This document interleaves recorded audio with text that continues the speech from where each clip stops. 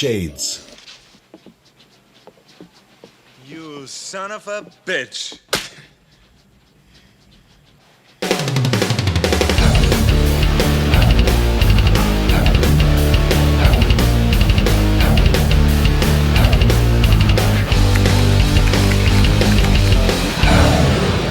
Hey guys, RanterInShades here, exercise my First Amendment rights vlog style.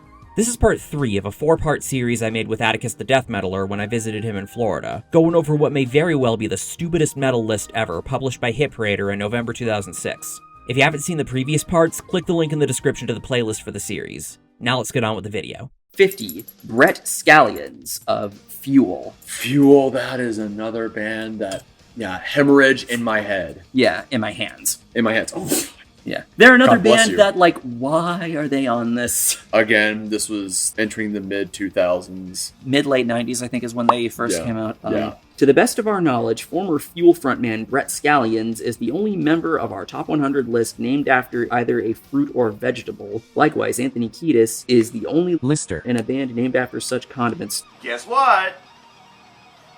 Nobody cares! What does any of this have to do with Scallion's singing skills? You should have been talking about that already. Nothing, really. At least he admits it. But since we were at the midpoint of our endeavors here at number 50, we found our minds wandering a bit. Okay, back to work. While it may be pushing the point to call Fuel a hard rock act, let alone metal, I love how self-aware this is. On a variety of heart-wrenching guitar-heavy hits, Scallions has proven his metal. That was really cringe to read. I'm sorry. I think I had a aneurysm. Yeah. 49, Aaron Lewis of Stained. As of right now, currently today, Aaron Lewis is a bit, He is out there. yeah, he is out there, but Stain, when they first started, they were pretty good. Yeah, I do like Stained, but I could care less for Aaron Lewis's politics. I think he's somebody that kind of needs to tone down on that. Yeah, and, for a divorced dad rock. Hey guys, Future Shades here. Figured I'd make a little recording about this here to save from having to put a big text caption up on screen that might not be on long enough for everyone to read. But I figured I'd say that I do think an argument could be made that Aaron Lewis is actually worse than both Buddy Nielsen and Chris Taylor Brown, in the sense that, unlike those two, he actually inserts his whack-ass political takes in his music, since Trapped and Census Fail aren't exactly, like, political bands. But the one thing that all three of these guys have in common is basically just bad PR and not understanding that there's a time and a place for these kinds of political rantings, which that was the point of both the Buddy Nielsen video and the Trapped video. Like, I'm obviously not here to say that they aren't entitled to whatever beliefs they want to have, just like you and I are, but this has always been an optics thing for me, basically. And I asked Atticus what he thought of me saying this, and he agrees with me, so here we go.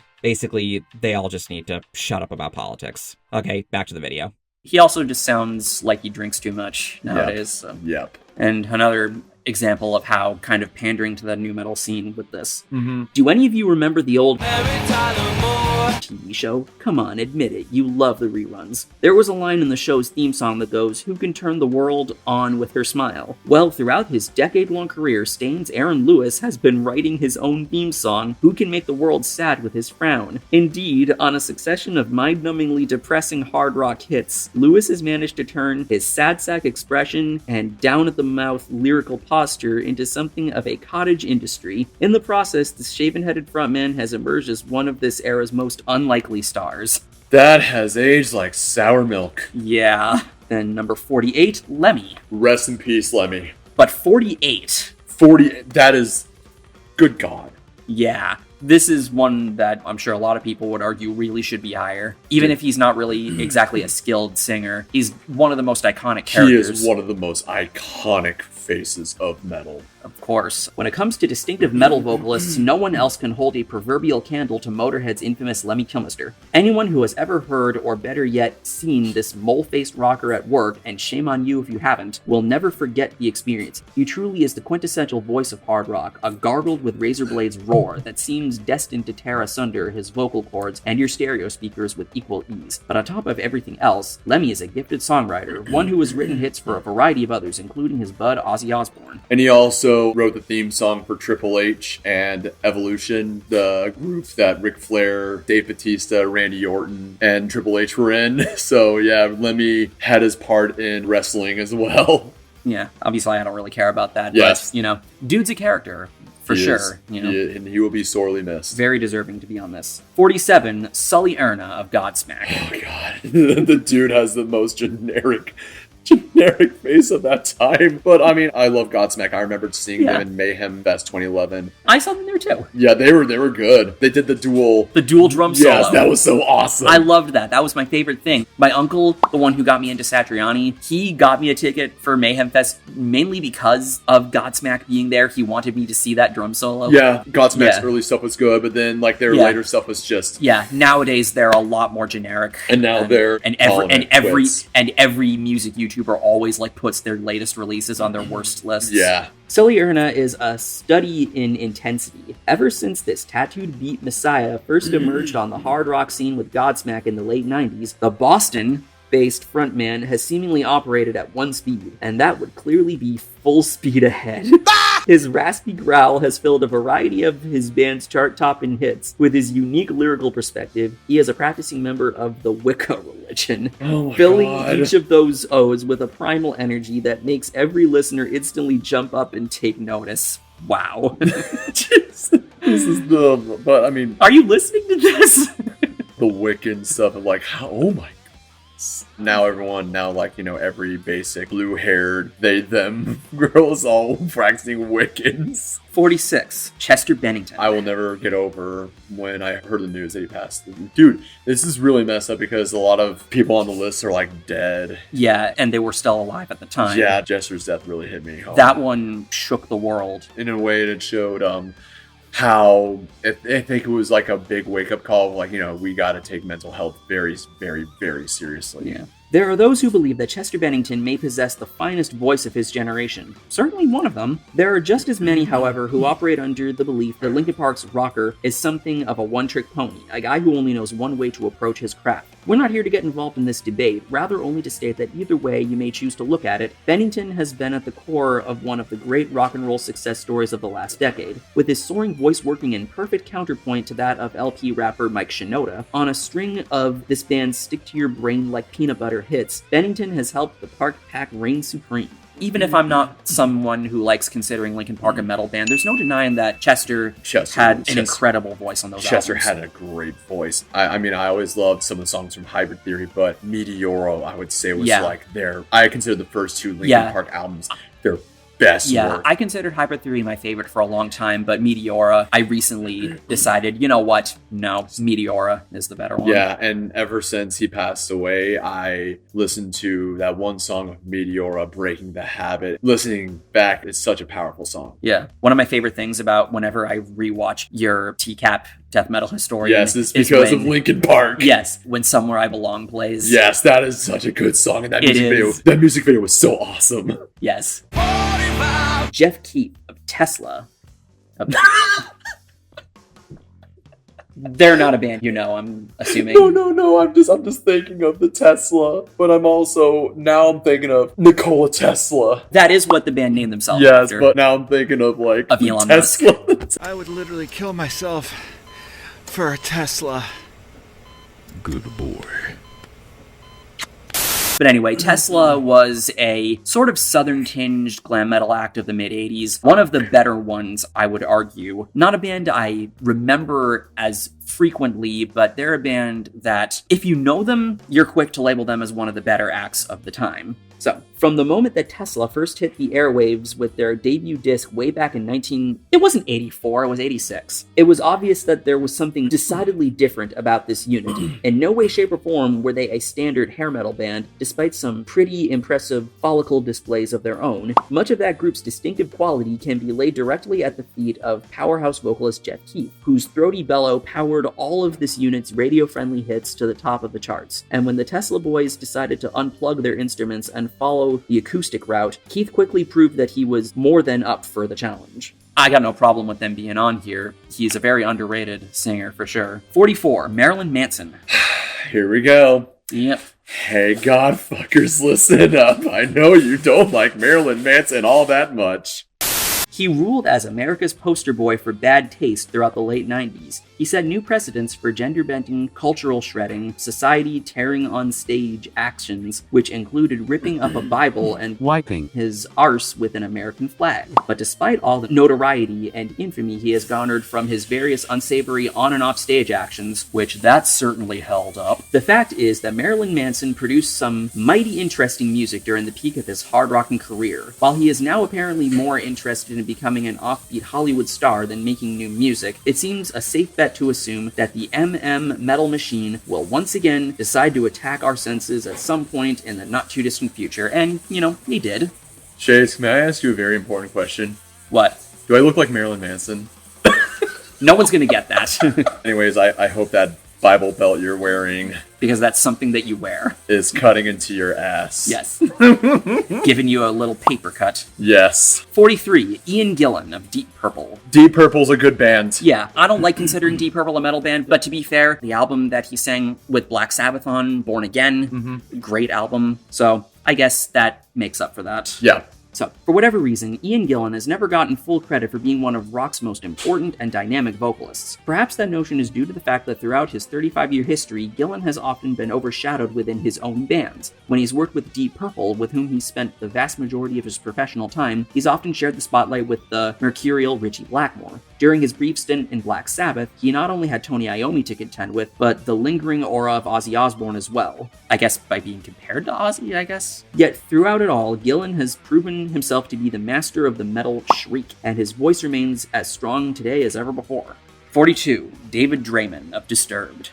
What can we really say about Disturbed? Disturbed is another one of those bands of the new metal era that a lot of people recognize. Yeah. Mostly due to that one part of that amazing song where it sounded like David Draiman was getting his ass whooped by his mom. Ooh, wow. Do it again! Let's do it again! I'll be a gay boy! But, dude is actually a really great singer. He's a really awesome dude, and he's a great vocalist. For sure. Also, his two giant chain piercings. Yeah, the chin piercings. The chin piercings. The guys from Disturbed are actually really nice people. Yeah, Dan Donegan is one of my favorite guitarists. Yeah, very under... Oops! After 40 years of history, it's hard for anyone entering the rock and roll world to develop anything that sounds even remotely unique. Just don't tell that to Disturbed's David Draiman. Over the course of 3 albums, Draiman's staccato singing style, blended with his from-the-gut vocal energy, have made his sound instantly recognizable to millions of fans around the globe. And while we admit that approach can begin to grate on some nerves over the course of an entire album or concert performance, there's no denying the sincerity with which Draiman delivers his perpetually hard-rocking tunes. Can't disagree with that, for sure. He's a good vocalist. Yeah. 41, Udo Dirkschneider of Accept. Yes.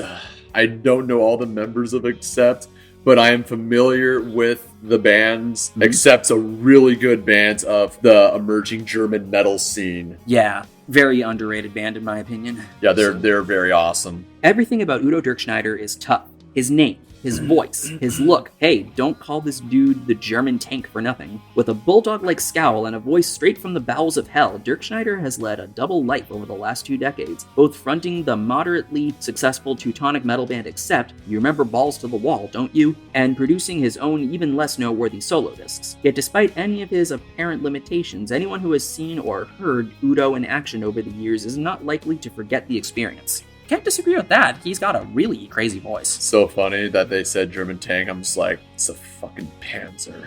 Yes. Number 40, Bret Michaels of Poison. I remember my dad dressed up as Bret Michaels for Halloween one time. Yeah. It was actually really funny. I kind of did too, my senior year of high school. Oh God. Bret Michaels has never said that he had the strongest singing voice in rock and roll, nor has he ever claimed to be the form's most gifted songwriter. But what this blonde-haired frontman always did was have enough stage charisma, sex appeal, and good-natured spirit to win over millions to Poison's pop metal ditties. Throughout the 80s and into the 90s, Michaels helped Poison continually reach the top of the charts, utilizing their nothing-but-a-good-time persona and surprisingly adept musical skills to keep the metal minions more than satisfied. He even scored a timeless ballad hit with Every Rose Has Its Thorn. Mickey, You're my rose. Will you let me be your thorn? Oh, Otto, of course my answer is... Ooh, wait. This solo is kick-ass.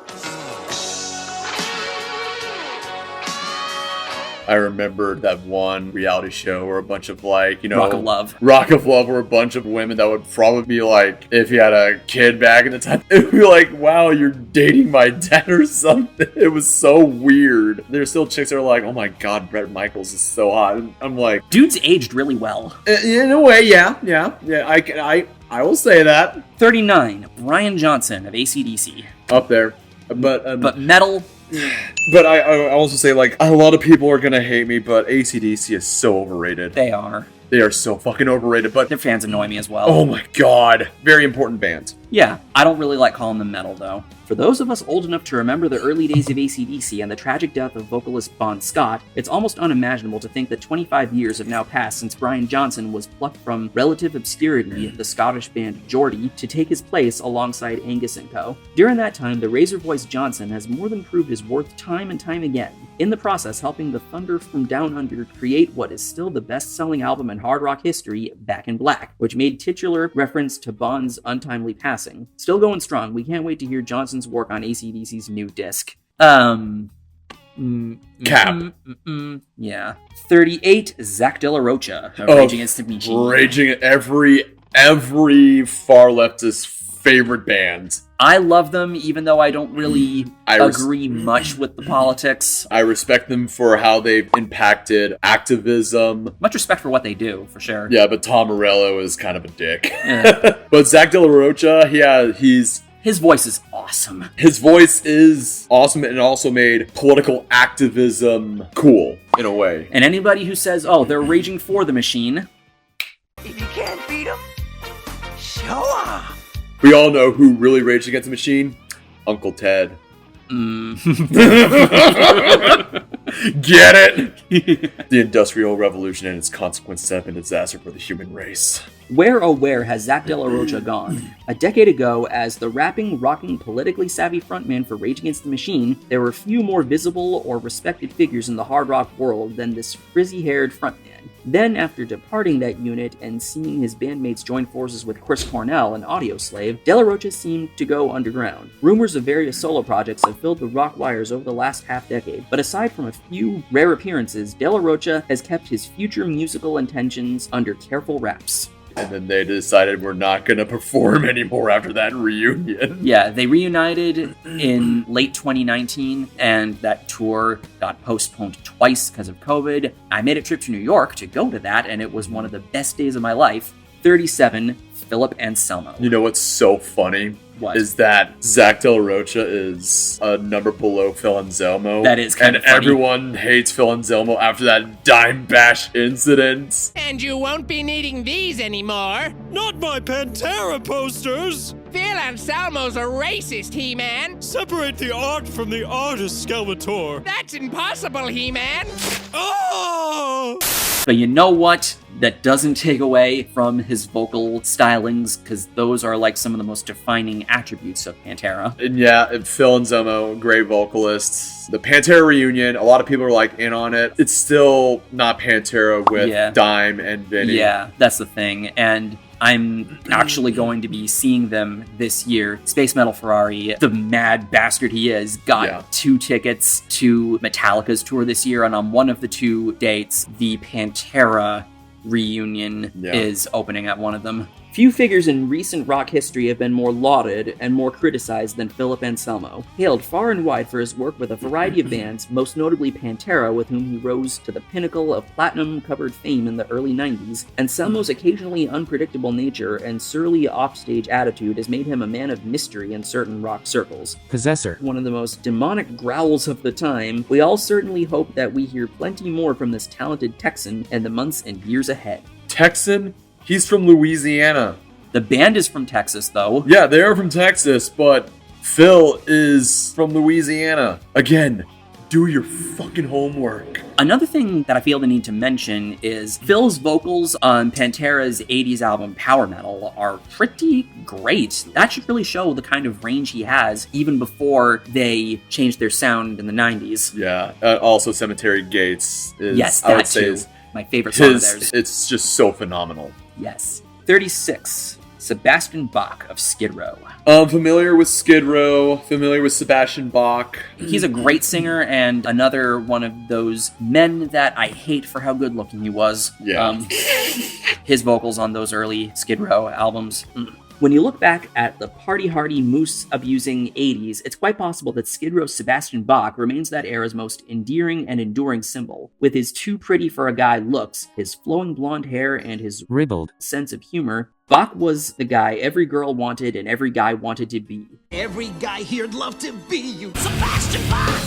And since those Halcyon chart-topping times, Bach hasn't slowed down one bit. In addition to touring and recording with a variety of rock-loving bands, including the recent MTV-derived Damocracy, he even ventured to Broadway for starring and critically acclaimed stint in Jekyll and Hyde. So yeah, I'm surprised he isn't higher because his voice is incredible. 35. La Jaune Witherspoon. Of Seven Dusts. Yes. Seven Dust was one of those bands that when they first came out of the woodwork, it was, I forget, Animosity. Animosity was the one album that I am most familiar with Seven Dust. It was just like sort of in the middle.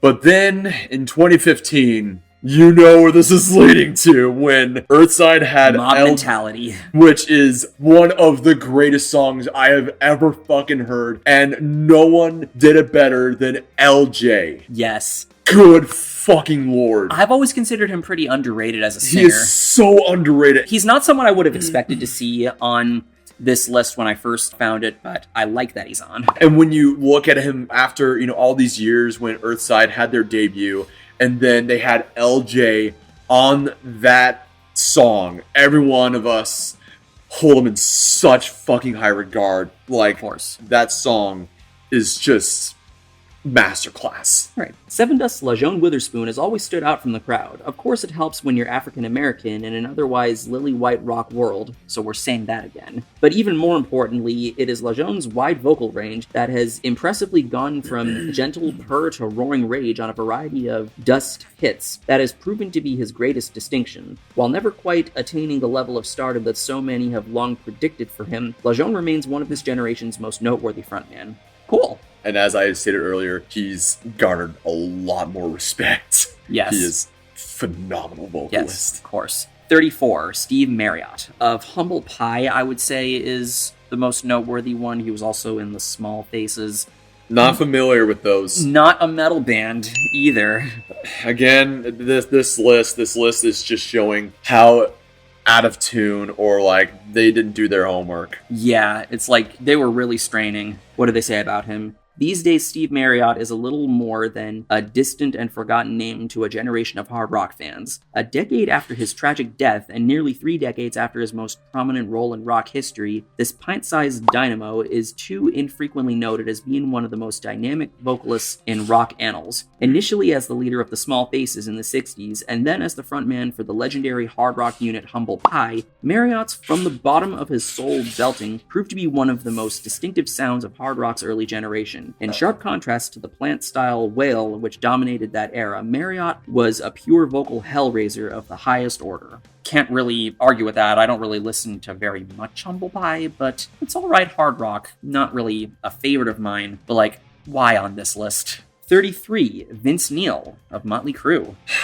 The video will likely be out by the time this is up. Motley Crue. Yep. What can I say? When most people associate with glam metal, they always turn over to Motley Crue. Yeah, he's an iconic character with a very distinctive voice. Can't really argue with that, so. Vince Neil knows that he's always been considered more of a personality than a great vocalist. He knows all too well that he was originally hired by the members of Motley Crue more for his ability to lure chicks to their early shows than for his strong set of pipes. He knows that he'll probably never gain the kind of respect that his band's incredible 2 decades of success should merit, but does any of that bother this quintessential blonde left coast frontman? Not on your life. As long as there's the next party to be enjoyed and the next good time to be had, then Vince will keep rocking on with the Crue, even at the expense of his vocal ability and his weight. Yes, he aged terribly. Yeah. It was due to the sex, drugs, rock and roll lifestyle. It's unfortunate. Like, when I first saw that clip of him singing badly, I felt so bad. Yeah, but it's like,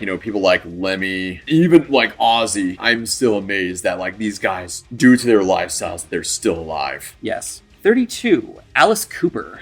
Oh, I was worthy. I was worthy. Yes. I was worthy. Yes. I met him. One of the nicest and coolest dudes ever, and I also saw him live the day after. He is phenomenal. I think he was also rumored once to have played golf in my hometown at the country club there. I'm not sure if that's actually true, but I know he's an avid golf fan, so I'm pretty sure. So, one of the editors compiling this top 100 list threatened to quit the project if we didn't immediately place Alice Cooper higher up in our listing. Good. Come to think of it, he has a point. Has there been a more important figure in American metal history than old Alice, who helped lay the groundwork for everyone from Kiss to Manson to Slipknot with his shock rock tactics in the late 60s? But as important as his baby-chopping, head-rolling stage antics have been to shaping the theatrical perspectives of the rock empire, his string of timeless hard rock classics like I'm 18 and School's Out have shown off his snarling voice in near-perfect fashion. Dude laid down the blueprints for death metal, black metal, shock rock, Marilyn Manson, all that. Even glam. Yeah, he laid it all fucking down. For sure. And also, an absolute humble motherfucker. And also, I'm still amazed that he's still alive. Yeah. 31. John Bon Jovi of Bon Jovi. Some people consider them part of glam metal. I am not one of those people, but John Bon Jovi has always been a personal hero of mine. Has there ever been a bigger rock and roll star than John Bon Jovi? Yeah, I think so. Maybe some of today's fans who see him pop up occasionally on MTV screens or in their sold-out local arenas don't understand the degree of impact that this New Jersey rocker had in the early 80s, both with his poodle-cut hairstyle, according to old legend, done by his father, or his silicon-slick pop metal sound, used so effectively on the band's mega-million-selling masterwork Slippery When Wet. Through it all, John has remained one of the nicest guys around. That I agree with. A down-home sort who's never let superstardom get in the way of living his life. And that was one of the main things I remember driving home and the What's Wrong With I did on Bon Jovi. Number 30, Joe Elliott of Def Leppard, I always saw them as a 80s heartthrob band. For sure. Like, by the time they came out with Hysteria in 1987, they pretty much were really defining the landscape of the time. One of the bands that was really defining the landscape and influencing the late 80s glam explosion. Joe Elliott has rarely made anyone swoon at the mere mention of his name. His voice has never had the charismatic appeal of a Plant or the raw power of a Halford. His stage presence has never been of the circus ringmaster variety. Yet despite such apparent limitations, one fact can never be denied. For 25 years, Elliott has proudly served as the face and voice for one of the most successful bands in hard rock history. During a 2-album run in the mid-80s, Def Leppard sold an astounding 25 million units worldwide, which we believe must still stand as some sort of commercial record. And best yet, you can still pretty much count on the Mighty Leps touring through your hometown once every couple of years. And I've seen them twice. It's nice. Yeah. Good band, Def Leppard. 29, Gene Simmons. It's funny that a lot of Zoomers are now putting in content with the one song, I Was Made for Loving You. Yes. It's kind of funny when I go through like 40K reels on Instagram, and it's Sister of Battle saying, who will volunteer charging the Tyrannus? And dead ass, I would be like just running on the I Was Made for Loving You. But yeah, I want your opinion. Do you consider Kiss a metal band at all? They're more shock rock. Yeah. I've never considered Kiss a metal band. I was never huge on Kiss, even though I was given a Kiss shirt for Secret Santa. Yeah. But I wasn't gonna like turn that down. Yeah. I've always found Kiss to be a fine hard rock band. Not amazing though. So what do they say about him? Come to think of it, about that last thing that comes to mind when you think about Kiss's Gene Simmons is his singing style. Your mind focuses on his fire-breathing stage antics, his blood-spurting bass solos, his demon-eyed boots, and even his lascivious tongue. But the fact is that Gene's rough, tough singing style has long served as one of the structural foundations of the mighty Kiss empire, one that has ruled the hard rock roost for over 30 years. Like, I've always more so associated Paul Stanley as being the main voice and whatnot, and the better singer between him and Gene. Even if you really think that Gene should be on this list, I don't think he should be this high. And also Gene being like the huge, oh man, rock is dead. Yep. 28, Steve Perry of Journey. Not a band I consider metal. Great singer, but metal. No. Neil Schon, the guitarist, has certainly played in some metal projects like Hardline. Steve Perry, though, not so much. There has never been a more distinctive voice in rock and roll than that possessed by Steve Perry. At his mid-80s peak with Journey, Perry's soaring, powerful sound served as one of that era's most recognizable and appreciated singing styles. Even today, 2 decades after some of his band's biggest hits rocketed up the charts, fans are inevitably forced to crank up the volume every time one of Journey's easily digestible rock anthems comes on the radio. While he may never receive the critical kudos that are his due thanks to the overtly commercial nature of his band's approach, Perry will forever remain a major fan favorite. Journey's one of those bands that's up there. Yeah, they're a good band for sure, but if I never heard Don't Stop Believin' again, I wouldn't complain. Oh boy, they played it at my cousin's wedding. And my brother's wedding. 27, Lane Staley Rest of in Alice in peace. Chains. Rest in peace, Lane Staley. Glad to see him on this. And of course, when I think of grunge, they're always like, oh my god, Nirvana. I'm like, no, Alice in fucking Chains. Absolutely. They bring out some very depressing songs. Yeah. It's been said by those who say such things that Alice in Chains' Lane Staley had one of the most demonic voices in metal history. Demonic? What the fuck? No. No, it was more like sad. Yeah, there's nothing demonic about being sad. No, it wasn't one of those guttural, ear-busting growls that seem so pervasive these days. Rather, it was a low, ominous drone that just seemed to emanate evil, even when the Chains were singing of brighter days on one of their rare acoustic odes. Some of that scare tactic may have been a theatrical affectation, but most of it clearly stemmed from their inner torment and turmoil that seemed to control Staley's too often troubled life. Indeed, his personal demons eventually got the best of him, leading to his death in 2002. Again, rest easy, Lane. 26, Serge Tankian of System of a Down.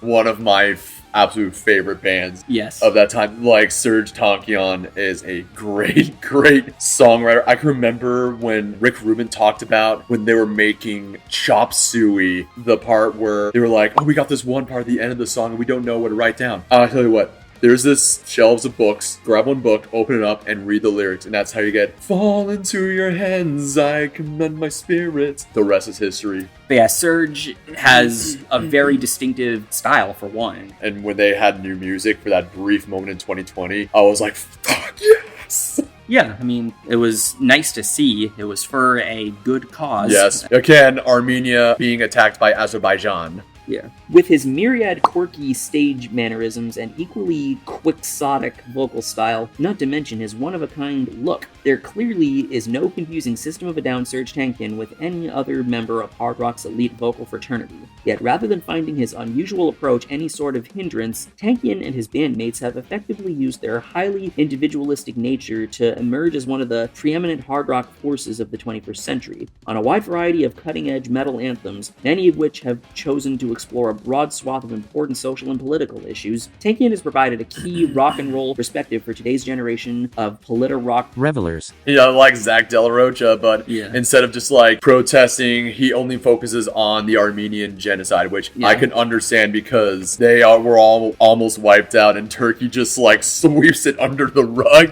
Is it possible to forget a genocide? Jesus, I should be making jokes